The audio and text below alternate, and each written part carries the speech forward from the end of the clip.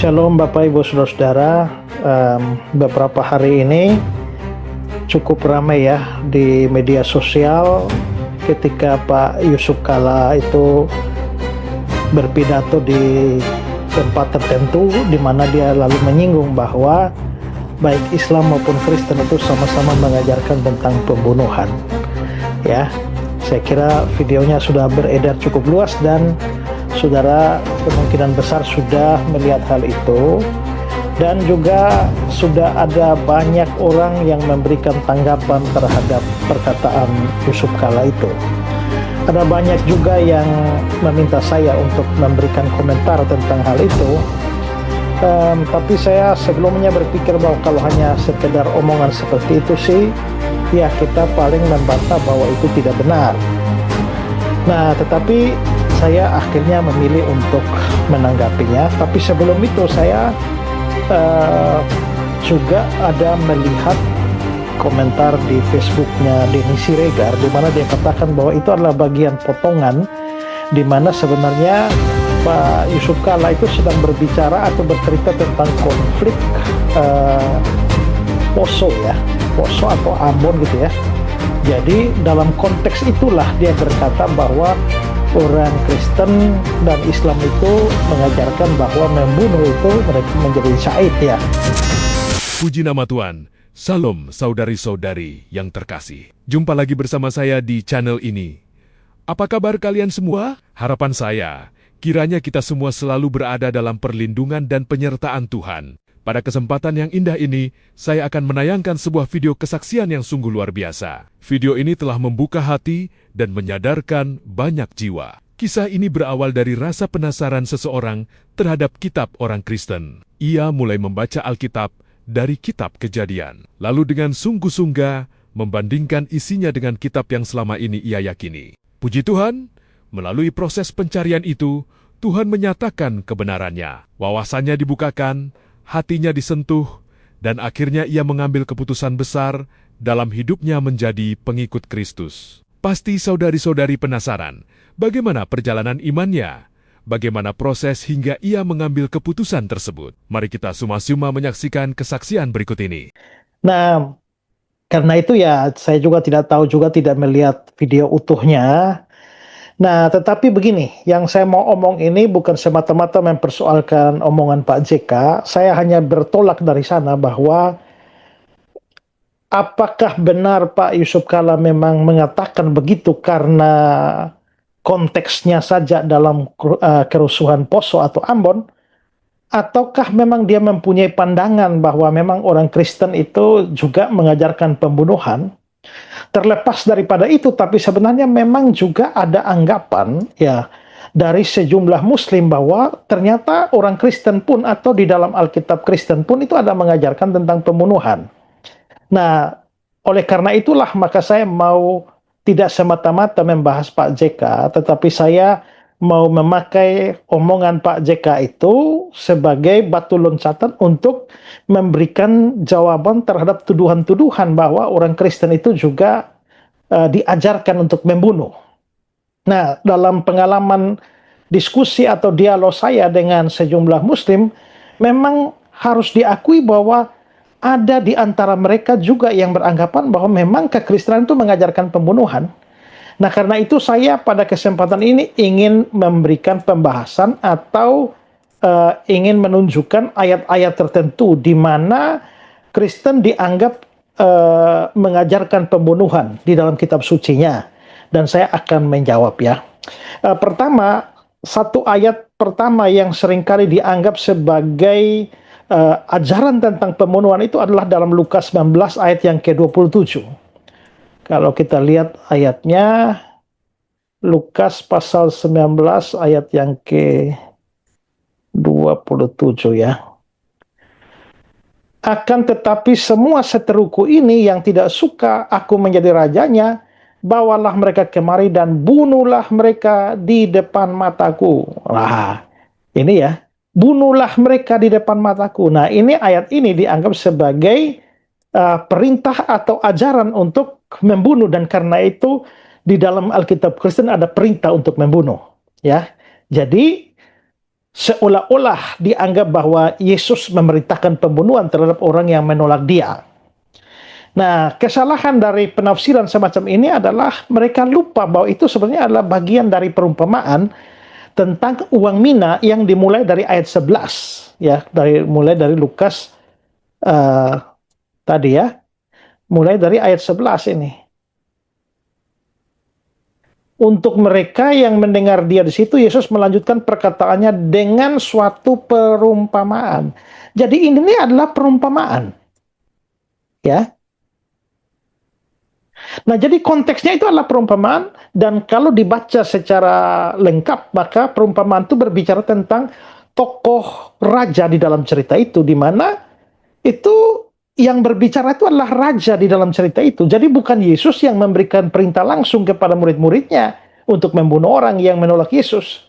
Jadi perumpamaan itu sebenarnya mempunyai makna. Maknanya adalah itu menggambarkan penghakiman Allah di akhir zaman dan bukan perintah kepada orang Kristen untuk melakukan pembunuhan terhadap semua orang yang menolak Yesus, ya. Itu pertama. Yang kedua itu adalah Lukas 22 ayat yang ke-36. Lukas 22 ayat 36 ya.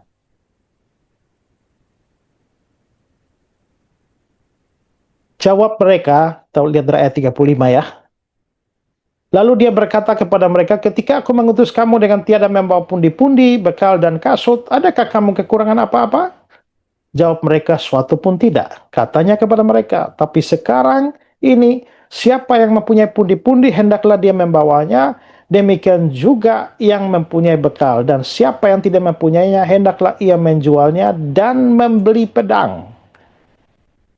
Nah, ini kan Yesus mengutus murid-muridnya dan sekarang dia menyuruh mereka untuk membeli pedang. Nah, dari ayat semacam ini, lalu akhirnya sejumlah Muslim itu berkata bahwa kalau begitu, di dalam pengutusan Yesus terhadap murid-muridnya, dia memerintahkan murid-muridnya untuk mempersenjatai diri dan akan berperang atau melakukan kekerasan. Nah, itu pandangannya begitu. Tetapi pertama-tama kita mesti lihat, harus dipahami konteksnya. Ada beberapa hal penting yang diabaikan. Pertama itu adalah ada perubahan situasi pelayanan. Ya, sebelumnya Yesus pernah mengutus murid-muridnya tanpa perlengkapan apa-apa. Itu yang tadi di ayat yang ke-35 tadi itu ya. Di mana dia katakan bahwa waktu aku mengutus kamu, ya, dengan tidak membawa pundi-pundi, tidak membawa bekal, kasut, apakah kamu kekurangan sesuatu? Mereka jawabnya tidak. Tapi sekarang situasinya berbeda.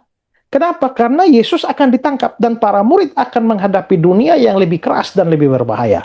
Karena itulah mereka perlu persiapan praktis untuk perjalanan mereka. Bukan untuk persiapan perang atau persiapan untuk membunuh orang. Ingat bahwa pedang di dalam dunia kuno itu sering dipakai sebagai alat perlindungan di dalam perjalanan. Pada zaman itu ada banyak orang membawa pedang kecil yang namanya makaira. Itu sebagai alat perlindungan dari perampok yang bisa mencegah mereka di jalan. Jadi pedang ini lebih seperti alat perlindungan diri dalam perjalanan dan bukan senjata untuk perang atau suatu perintah untuk membunuh orang, ya. Nah, bahwa Yesus jelas tidak bermaksud untuk mendorong adanya kekerasan atau perang itu terlihat dari ketika salah seorang muridnya betul-betul menggunakan pedang dan memotong telinga hamba imam besar itu. Yesus justru menegurnya ya di dalam Matius 26 ayat 52 ya. Matius 26 52. Ini dikatakan gini ya. Nah, ini kalau saudara lihat ayat 51, tetapi seorang dari mereka yang menyertai Yesus mengelurkan tangannya, menghunus pedangnya, dan meletakkannya kepada hamba imam besar sehingga putus telinganya. Maka kata Yesus kepadanya, masukkan pedang itu kembali ke dalam sarungnya. Sebab barang siapa menggunakan pedang akan binasa oleh pedang. Dari kata-kata ini jelas kita bisa melihat bahwa memang Yesus sendiri melarang penggunaan pedang. Karena itu waktu dia suruh membeli pedang itu bukan untuk perang, bukan untuk menyerang orang, bukan untuk membunuh orang, tapi untuk pertahanan diri. Ya. Nah, jadi Yesus tidak pernah mengizinkan adanya penggunaan perang untuk pedang untuk menyerang orang. Dan nanti kalau kita bisa melihat bahwa nanti beberapa ayat setelah itu, yaitu di ayat 38 dari Lukas 22 itu, saudara lihat Lukas 22.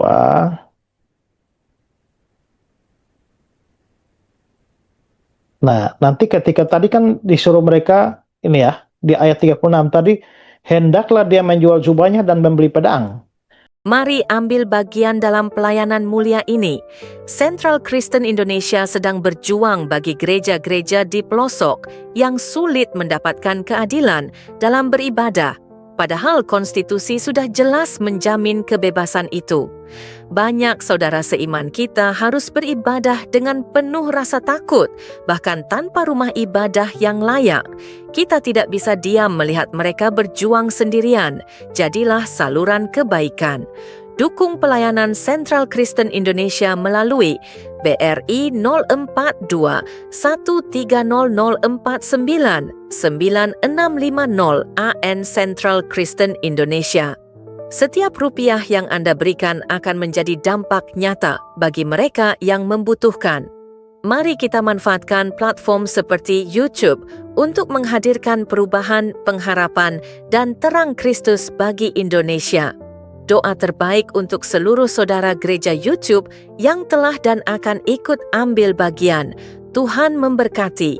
GBU. Nah, lalu sebab aku berkata padamu, nats kitab suci ini harus digenapi padaku, ia akan terhitung di antara pemberontak-pemberontak. Jadi perubahan ini terjadi, ya sebelumnya kan mereka diutus tidak membawa apa-apa, tidak membawa pedang juga. Tetapi kenapa sekarang suruh membeli pedang? Ini karena ada faktor ini, bahwa Yesus akan ditangkap dan situasinya menjadi lebih berbahaya. Ya, nah lalu mereka bila kata mereka, Tuhan ini 2 pedang, jawabnya sudah cukup. 2 pedang sudah cukup. Kalau itu adalah perintah untuk berperang atau perintah untuk menyerang, itu rasanya kalau 2 pedang saja untuk 12 rasul itu tidak cukup itu. Ya, tidak cukup untuk, atau 11 orang rasul karena minus Yudas, itu sebenarnya nggak cukup itu. Ya. Jadi jelas bahwa sebenarnya ayat itu tidak bisa dijadikan dasar untuk mengatakan Yesus itu mengajarkan pembunuhan. Oke, itu ayat yang kedua. Sekarang ayat yang ketiga, itu adalah Matius pasal 10 ayat 34. Matius 10 ayat 34. Jangan kamu menyangka bahwa aku datang untuk membawa damai di atas bumi. Aku datang bukan untuk membawa damai, melainkan pedang. Nah, ayat ini juga sering disalahpahami, dianggap bahwa Yesus datang untuk membawa pedang, berarti itu untuk perang, ya. Dan sekaligus itu mengajarkan murid-muridnya untuk berperang atau membunuh orang. Tapi ini salah paham ya, karena kata pedang di sini itu bukan bermakna harfiah, itu adalah bermakna kiasan. Nah, kita juga harus melihat konteksnya dari Matius pasal 10 mulai ayat 1. Ini adalah pengutusan terhadap para rasul ya. Yesus memanggil ke-12 muridnya dan memberi kuasa kepada mereka untuk mengusir roh jahat, melenyapkan penyakit. Inilah nama 12 rasul itu ya. Nah, jadi kalau kita lihat di dalam ayat yang ke-5, ke-12 murid itu diutus oleh Yesus dan dia berpesan pada mereka. Ini semua pesannya dia ini pada waktu pengutusan. Makanya semua konteks dari Matius pasal 10 itu harus dilihat dari konteks pengutusan. Di mana murid-murid pergi untuk memberitakan Injil. Nanti sampai ayat yang ke-34, ya jangan kamu menyangka bahwa aku datang untuk membawa damai di atas bumi. Aku datang bukan untuk membawa damai, melainkan pedang. Nah, di sini ini bukan pedang harfiah, ini kiasan. Kiasan dari apa? Kiasan dari pemisahan. Pedang itu semacam potong untuk memisahkan. Makanya di sini aku datang untuk memisahkan orang dari ayahnya, anak perempuan dari ibunya, menantu perempuan dari ibu mertuanya, dan musuh orang ialah orang-orang seisi rumahnya. Nah, ini apa maksudnya? Maksudnya begini, karena konteksnya pengutusan dan pemberitaan Injil, maka pemberitaan Injil itu adalah membawa nama Yesus untuk disampaikan kepada orang-orang yang belum percaya. Nah, ketika nama Yesus disampaikan kepada orang-orang yang belum percaya dalam satu keluarga, maka sangat mungkin ada anggota keluarga itu yang mau menerima Yesus, percaya kepadanya sebagai juru selamat, sebagai Tuhan, tapi ada yang tidak mau. Dan karena pada dasarnya kegelapan itu membenci terang, maka akhirnya orang-orang yang menolak Yesus itu akan membenci orang-orang yang menerima Yesus. Makanya ayat ini berkata bahwa aku datang untuk memisahkan orang dari ayahnya. Kenapa? Karena orang itu mungkin percaya Yesus, tapi ayahnya tidak. Anak perempuan dari ibunya, anak perempuannya menerima Yesus, ibunya tidak. Menantu perempuan dari ibu mertuanya, menantu perempuan percaya Yesus, ibu mertuanya tidak. Akibatnya ibu mertua, ya, atau ibu atau ayah itu lalu membenci seseorang itu, atau anak perempuannya, atau anak menantunya, sehingga akhirnya musuh orang ialah orang-orang seisi rumah. Jadi dengan kata lain, orang-orang yang menyambut Yesus itu bisa saja mereka mendapatkan reaksi permusuhan dari orang-orang tidak percaya. Tetapi Yesus selalu menegaskan, ya, barang siapa mengasihi bapaknya, ibunya lebih daripadaku, dia tidak layak bagiku. Barang siapa mengasihi anaknya laki-laki atau perempuan lebih daripadaku, dia tidak layak bagiku. Selanjutnya disuruh untuk pikul salib. Nah, jadi itu bermakna kiasan. Ini sama seperti Yusuf Roni dulu, ya. Yusuf Roni itu dia kan dari Islam. Zaman itu masih jarang sekali orang jadi Kristen, ya.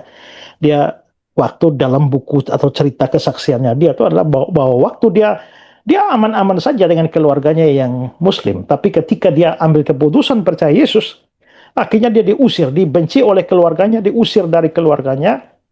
Pada waktu dia mau keluar, papanya bilang bahwa, kamu silakan keluar dari rumah ini, tidak boleh bawa apa-apa. Waktu dia mau keluar, papanya tanya, tuh bajunya itu siapa yang belikan? Papa, lepas bajunya. Celananya, papa, lepaskan juga. Dia tinggal pakai celana dalam saja. Mau keluar, papanya bilang, celana dalam tuh beli dari uangnya siapa? Papa juga, lepas. Akhirnya dia dengan telanjang bulat, tetapi karena mamanya kasihan, hanya kasih dia kain meja saja untuk menutup auratnya. Sebelumnya dia aman-aman saja di dalam keluarga, tetapi ketika dia percaya Yesus lalu akhirnya menjadi dimusuhi. Nah, berarti kenapa? Karena ada pemberitaan tentang Yesus. Kehadiran Yesus itu menghancurkan damai yang palsu di dalam keluarga orang yang tidak percaya. Nah, jadi ayat itu sama sekali tidak berbicara tentang suatu pedang harfiah yang nantinya dipahami sebagai perintah untuk perang. Itu sesuatu yang metaforis, ya, dan bukan ajakan perang. Jadi ayat itu juga salah dipahami.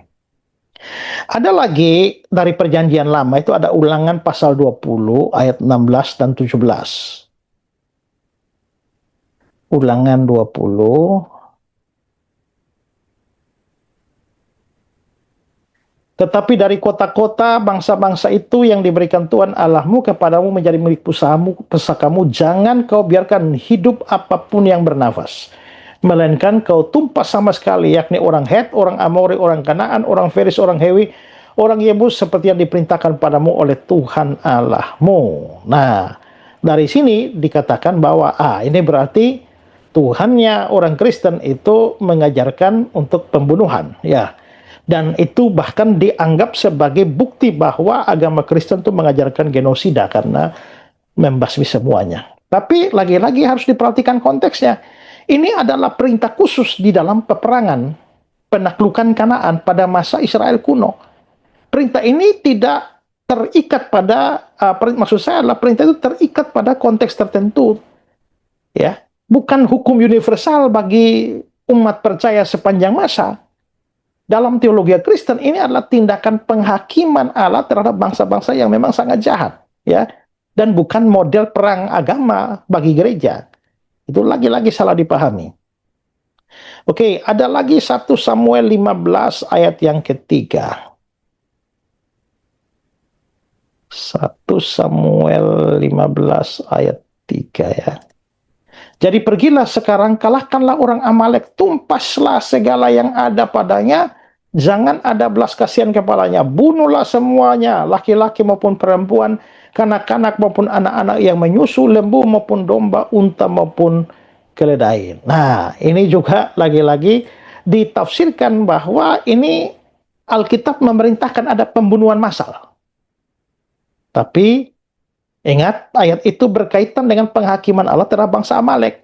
Bangsa yang sejak awal itu sudah sangat memusuhi dan menyerang Israel. Saudara bisa baca dalam Keluaran pasal 17 ayat 8 sampai ayat yang ke-16. Nah, itu bukan ajaran etika Kristen untuk masa kini, melainkan sebuah peristiwa historis tertentu di dalam sejarah Israel masa lampau. Itu adalah sesuatu yang sifatnya deskriptif, menggambarkan apa yang terjadi di sana, bukan sesuatu yang didaktis yang merupakan ajaran etika yang harus dituruti hari ini. Ya. Oke. Keluaran 22 ayat yang ke-18, satu lagi ya. Keluaran 22 ayat yang ke-18.